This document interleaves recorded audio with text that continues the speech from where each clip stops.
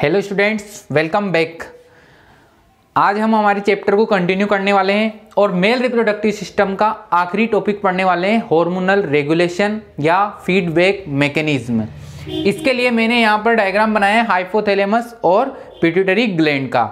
समझते हैं इसमें क्या प्रोसेस चलता है, कैसे जो है हार्मोन को बॉडी में एक लेवल तक मेंटेन रखा जाता है और जो फीडबैक होता है पॉजिटिव और नेगेटिव फीडबैक, ये कैसे किसी प्रोसेस बॉडी की किसी प्रोसेस को मेंटेन रखते हैं, एक लेवल तक उसकी लिमिट में रखते हैं। तो देखते हैं यहाँ पर कि ये रहा हाइपोथैलेमस। ये अपर स्ट्रक्चर जो है ये हाइपोथैलेमस है। हाइपोथैलेमस मींस ब्रेन से रिलेटेड है, सेंट्रल नर्वस सिस्टम से रिलेटेड है। और ये नीचे वाली पिट्यूटरी ग्लैंड, पिट्यूटरी ग्लैंड के दो लोब होते हैं, एंटीरियर पिट्यूटरी, पोस्टीरियर पिट्यूटरी। बात करते हैं हाइपोथैलेमस की। हाइपोथैलेमस जो कि ब्रेन से रिलेटेड है, मींस इसमें नर्व सेल पाई जाएगी। अब इसमें पाई जाने वाली नर्व सेल्स दो टाइप की होती हैं। एक नर्व सेल्स जिनके साइटोन, एक्सोन और डेंड्रोन, टीलोडेंड्रिया, तीनों स्ट्रक्चर जो है हाइपोथैलेमस के अंदर प्रेजेंट होती है। दूसरी जो नर्व सेल्स हैं उनके साइटोन तो हाइपोथैलेमस में प्रेजेंट है, लेकिन एक्सोन रन करते हुए कहां पहुंच गए? पोस्टीरियर पिट्यूटरी में। और टीलोडेंड्रिया भी इनके यहीं पर ओपन होंगे।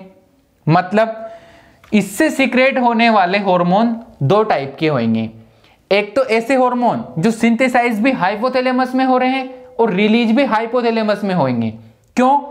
क्योंकि जो है उनके न्यूरॉन पूर्ण रूप से हाइपोथैलेमस में प्रेजेंट है। मतलब उनके साइटोन, एक्सोन और टीलोडेंड्रिया न्यूरॉन की पूरी स्ट्रक्चर हाइपोथैलेमस के अंदर प्रेजेंट है। तो एक टाइप के हार्मोन तो वो जो सिंथेसाइज भी यहीं पे होंगे और रिलीज भी यहीं पर होंगे। दूसरे टाइप के हार्मोन वो जो कि इन न्यूरॉन से सीक्रेट होते हैं। तो इन न्यूरॉन के साइटोन में वो सिंथेसिस होंगे और एक्सोन से रन करते हुए टीलोडेंड्रिया के द्वारा यहां पर रिलीज होंगे। कौन सी स्ट्रक्चर में? पोस्टीरियर पिट्यूटरी के लोब में। मतलब ये हार्मोन कैसे हैं जो सिंथेसाइज तो हाइपोथैलेमस में होते हैं और रिलीज कहां पर होते हैं? पोस्टीरियर पिट्यूटरी में। और फर्स्ट टाइप के हार्मोन सिंथेसाइज भी हाइपोथैलेमस में होते हैं और रिलीज भी हाइपोथैलेमस में होते हैं। तो ये दो टाइप के हार्मोन हो गए। इसमें अगर हम पोस्टीरियर पिट्यूटरी में जो रिलीज होने वाले हार्मोन है किसके एक्सोन से? हाइपोथैलेमस के एक्सोन के टीलोडेंड्रिया से जो हार्मोन रिलीज होते हैं पोस्टीरियर पिट्यूटरी में, वो सिर्फ दो टाइप के हैं, ऑक्सीटोसिन, वैसोप्रेसिन। तो ये तो होगी दो बातें। थर्ड बात देखते हैं यहां पर कि एक और टाइप के हार्मोन यहां पर पाए जाते हैं थर्ड कैटेगरी के, जो कि एंटीरियर पिट्यूटरी से रिलीज किए जाते हैं। ये हार्मोन सिंथेसिस, इनका सिंथेसिस भी यहीं पर होता है एंटीरियर पिट्यूटरी में, और इनका रिलीज भी यहीं से किया जाता है। कहां से? एंटीरियर पिट्यूटरी में। तो यहां पर तीन टाइप के हार्मोन हो गए।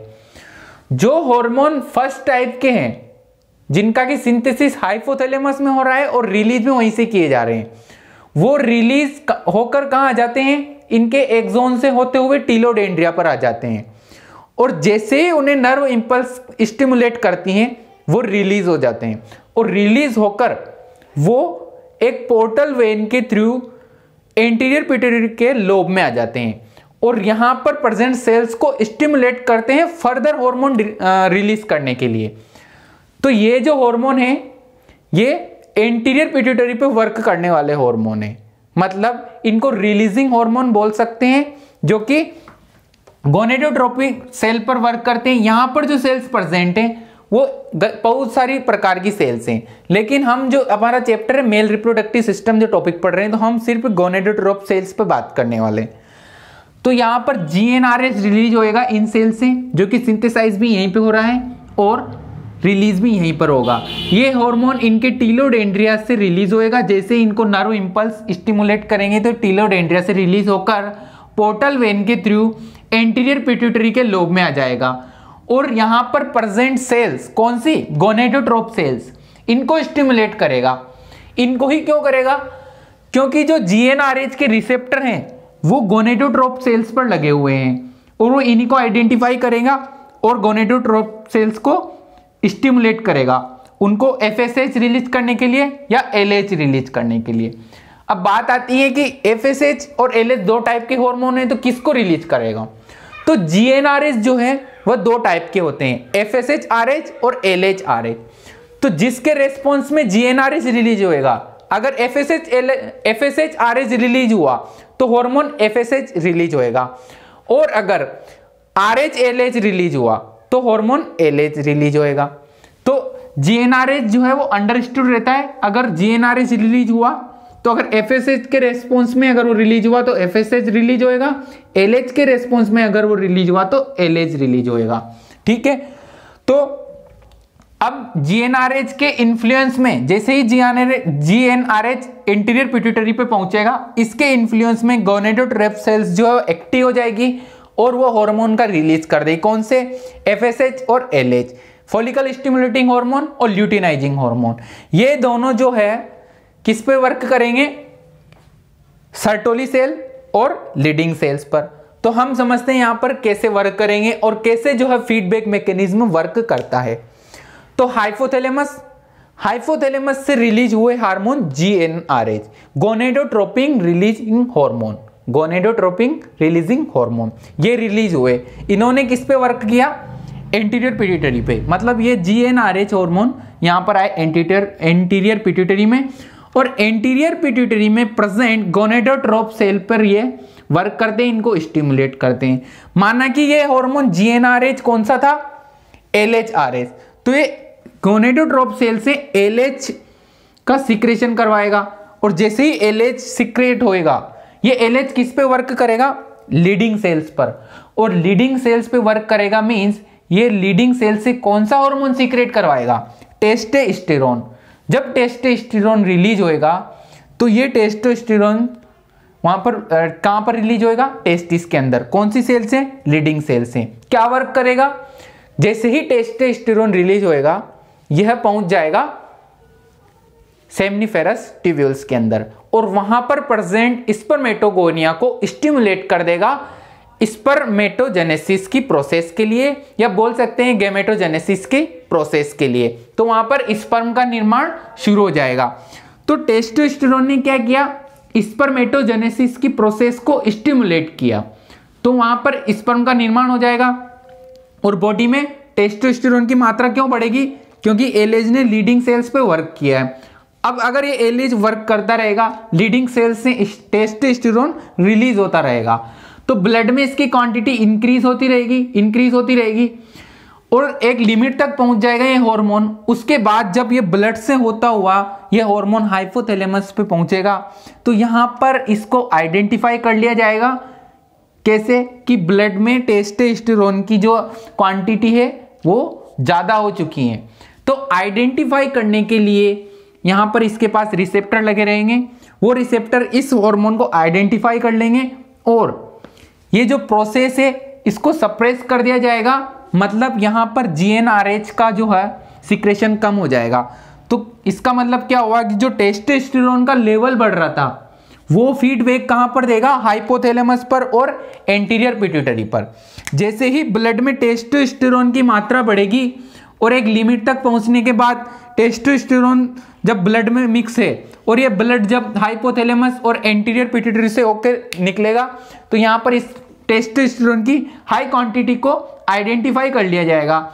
उसके बाद यहां पर ये नेगेटिव फीडबैक देगा और GnRH के सिक्रेशन को कम कर देगा। नेगेटिव फीडबैक देके GnRH के सिक्रेशन को कम कर देगा, जिससे एंटीरियर पिट्यूटरी में GnRH की मात्रा कम पहुंचेगी और गोनेडोट्रोप सेल्स जो है वो एक्टिव कम होएगी या होना बंद हो जाएगी, जिससे कि LH का सिक्रेशन कम हो जाएगा। LH के सिक्रेशन कम होने की वजह से यह लीडिंग सेल पर कम वर्क करेगा, उससे कि टेस्टोस्टेरोन की मात्रा कम हो जाएगी। तो ये नेगेटिव फीडबैक मैकेनिज्म। अगर बात करें FSH की, तो हाइपोथैलेमस में गोनेडोट्रोपिन रिलीजिंग हार्मोन रिलीज होएगा, एंटीरियर पिट्यूटरी पे वर्क करेगा, वहां से यह गोनेडोट्रोप सेल पे वर्क करेगा और गोनेडोट्रोप सेल से FSH रिलीज हो जाएगा। FSH जो रिलीज होएगा वो कौन सी सेल पर वर्क करता है? टेस्टिस की सर्टोली सेल पर। और सर्टोली सेल पे वर्क करते हुए यह उससे क्या कार्य करवाता है? एक तो सर्टोली सेल्स रिलीज करेगी ABP, एंड्रोजन बाइंडिंग प्रोटीन, दूसरा सम फैक्टर। जब एंड्रोजन बाइंडिंग प्रोटीन रिलीज करेगी तो ये क्या मदद करता है वहां पर कि एंड्रोजन बाइंडिंग प्रोटीन टेस्टोस्टेरोन को बाइंड कर लेता है। कहां पर? सेमनीफेरस ट्यूब्यूल्स के अंदर, जिससे कि वहां पर टेस्टोस्टेरोन की कंसंट्रेशन बढ़ जाती है और स्पर्मेटोजेनेसिस की रेट बढ़ जाती है। मतलब स्पर्मेटोजेनेसिस की रेट को बढ़ाने के लिए कौन जिम्मेदार है? सर्टोली सेल से release hormone ABP, androgen binding protein. और इसके लिए कौन जिम्मेदार है? एफएसएच, फॉलिकल स्टिमुलेटिंग हार्मोन, जो कि कहां से आया है? एंटीरियर पिट्यूटरी से। और क्यों आया है? क्योंकि हाइपोथैलेमस ने जीएनआरएच रिलीज किया है, और जीएनआरएच भी कौन सा? एफएसएच-आरएच। तो उसके रिजल्ट में ये प्रोसेस हुआ है कि सर्टोली सेल को स्टिमुलेट किया गया और ABP, androgen binding protein release किया गया, जिसके रिजल्ट में एंड्रोजन बाइंडिंग प्रोटीन ने सेमनीफेरस ट्यूब्यूल्स के अंदर टेस्टोस्टेरोन की बाइंडिंग कर ली और वहां पर टेस्टोस्टेरोन की कंसंट्रेशन को बढ़ा दिया। दूसरा, यह वर्क कर रहा है सम फैक्टर में, जिससे कि जो स्पर्मेटोजेनेसिस की लास्ट स्टेज है, जिसको स्पर्मियोजेनेसिस कहते हैं, जिसमें कि स्पर्मेटिड से स्पर्म बनता है, उस प्रोसेस को भी इंक्रीज कर दिया जाएगा। तो कुल मिला के बात आती है यहां पर रिजल्ट में एक निष्कर्ष निकलता है कि यहां पर क्या हो जाएगा? जो स्पर्म प्रोडक्शन है उसकी रेट को इंक्रीज कर दिया जाएगा। तो हमें यहां पर दो बातें मिलती हैं। फर्स्ट वाले में जैसे एलएच के इन्फ्लुएंस में जैसे ही लीडिंग सेल्स स्टिमुलेट होकर टेस्टोस्टेरोन रिलीज कर रही थी, तो ये तो स्पर्म के निर्माण को शुरू कर रही है और ये स्पर्म निर्माण की रेट को बढ़ाती है। दोनों में डिफरेंस है, ठीक है। तो जैसे ही अब आगे बढ़ते हैं, यहां पर सर्टोली सेल से एबीपी रिलीज हुआ और सम फैक्टर रिलीज हुए, जिन्होंने क्या किया? स्पर्मेटोजेनेसिस प्रोसेस की रेट इंक्रीज कर दी। अब क्या रेट इंक्रीज होती रहेगी? क्या स्पर्मेटोजेनेसिस लगातार बढ़ता रहेगा? नहीं, यहां से नेगेटिव फीडबैक मिलेगा। कैसे मिलेगा? कि जैसे ही स्पर्म प्रोडक्शन बढ़ता रहेगा, किसमें? सेमनीफेरस ट्यूब्यूल्स में बढ़ता रहेगा। सेमनीफेरस ट्यूब्यूल्स में स्पर्म की मात्रा बढ़ती गई और उसके बाद वहां पर जो स्पर्म की हाई क्वांटिटी हो जाएगी, वो स्पर्म्स सेमनीफेरस ट्यूब्यूल्स की वॉल पर प्रेशर डालेंगे और साथ ही सर्टोली सेल से न्यूट्रिशन भी लेंगे और प्रेशर भी डालेंगे। तो उसके जवाब में सर्टोली सेल्स इनहिबिन रिलीज कर देगी। ये इनहिबिन ब्लड में मिक्स होएगा और कहां पहुंच जाएगा? हाइपोथैलेमस में और एंटीरियर पिट्यूटरी में, और यह देगा नेगेटिव फीडबैक। तो यहां पर नेगेटिव फीडबैक कौन दे रहा है? इनहिबिन। क्यों दे रहा है? क्योंकि सर्टोली सेल से जो एबीपी और सम फैक्टर रिलीज हुए थे, किसके रेस्पॉन्स में? एफएसएच के रेस्पॉन्स में। क्या किया इन्होंने? स्पर्मेटोजेनेसिस की प्रोसेस जो है उसकी रेट को इंक्रीज कर दिया, जिससे कि स्पर्म की मात्रा ज्यादा हो गई सेमनीफेरस ट्यूब्यूल्स के अंदर, जो कि सर्टोली सेल से ज्यादा पोषण ले रहे थे, साथ ही उसकी वॉल पर प्रेशर भी डाल रहे थे। उसके जवाब में सर्टोली सेल्स ने क्या किया? इनहिबिन को रिलीज कर दिया। यह इनहिबिन ब्लड में मिक्स होकर कहां पहुंच गया? एंटीरियर पिट्यूटरी पे। वहां पर जाकर यह नेगेटिव फीडबैक देगा, जिसके रेस्पॉन्स में एंटीरियर पिट्यूटरी गोनेडोट्रोप सेल्स को स्टिमुलेट करना बंद कर देगी या कम करेगी, जिसके रिजल्ट में एफएसएच की मात्रा डिक्रीज हो जाएगी। और उसके जवाब में सर्टोली सेल्स से जो है ये जो रिलीज होते हैं हार्मोन एबीपी और सम फैक्टर, इनकी मात्रा भी कम हो जाएगी और स्पर्मेटोजेनेसिस की रेट डिक्रीज हो जाएगी। तो ये है नेगेटिव फीडबैक। ये दोनों टाइप के नेगेटिव फीडबैक रहते हैं जो कि यहां पर मेल रिप्रोडक्टिव सिस्टम के अंदर परफॉर्म होते हैं। अब बात करते हैं पॉजिटिव फीडबैक क्या होते हैं। चाइल्ड बर्थ के समय पॉजिटिव फीडबैक मिलता है। कैसे मिलता है? कि यहां से जैसे ही चाइल्ड का बर्थ होता है, चाइल्ड प्रेगनेंसी कंप्लीट होती है, 9th मंथ कंप्लीट होते हैं, चाइल्ड जो वह सर्विक्स में प्रेशर डालता है, सर्विक्स की जो मसल्स होती हैं वह स्टिमुलेट हो जाती हैं और वहां से न्यूरॉन्स से जो है न्यूज कहां पहुंच जाती हैं? हाइपोथैलेमस तक। न्यूरॉन्स हाइपोथैलेमस पर इंपल्स जनरेट हो जाते हैं, जिसके जवाब में ऑक्सीटोसिन रिलीज होता है पोस्टीरियर पिट्यूटरी से। जब ये ऑक्सीटोसिन रिलीज होएगा और ये यूटेरस की वॉल में कॉन्ट्रैक्शन करवाएगा। कॉन्ट्रैक्शन करवाने से वहां पर जो है मसल्स में कॉन्ट्रैक्शन बढ़ता जाएगा और चाइल्ड बर्थ में मदद करेगा। अब बात करते हैं कि पॉजिटिव फीडबैक कैसे हुआ। ये इसलिए हुआ क्योंकि जो यूटेरस की मसल्स में कॉन्ट्रैक्शन बढ़ेगा, किसकी वजह से? ऑक्सीटोसिन की वजह से।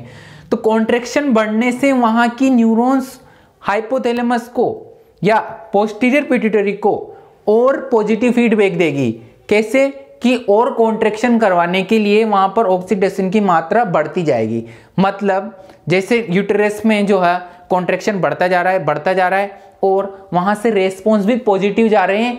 किसके लिए कि ऑक्सीटोसिन का सीक्रेशन और होए, तो ऑक्सीटोसिन का सीक्रेशन भी लगातार बढ़ता जाएगा और यूटेरस में भी लगातार कॉन्ट्रैक्शन होते जाएंगे। ऑक्सीटोसिन का सीक्रेशन और बढ़ता जाएगा, यूटेरस में कॉन्ट्रैक्शन और बढ़ता जाएगा और चाइल्ड बर्थ हो जाएगा।